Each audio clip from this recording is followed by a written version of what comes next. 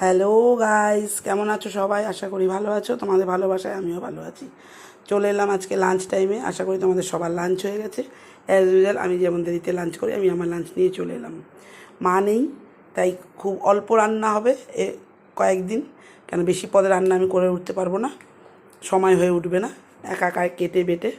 তো যাই হোক, অল্প লাঞ্চের মধ্যে দিয়েই দিন কাটুক 2-4 দিন। চটপট লাঞ্চটা তোমাদের সঙ্গে শেয়ার করে দিই।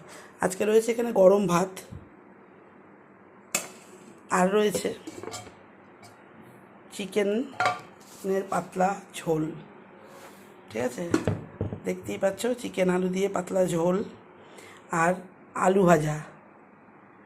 আর একটা বিশেষ জিনিস, সেটা হচ্ছে পান্তা ভাত।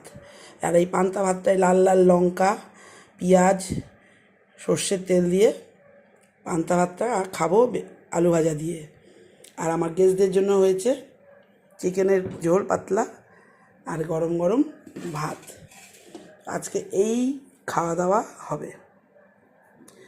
ঘরে বাসি অনেক কিছুই রয়েছে, তো সেইগুলো আর আজকে বার করিনি। আজকে এগুলি খাবে, এগুলোই খাওয়া হবে।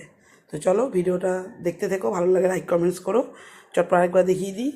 আজকে রয়েছে গরম গরম ভাত, আর রয়েছে চিকেনের পাতলা ঝোল, আর পান্তা ভাত, বেগুন ভাজা। চলো বাই, টাটা।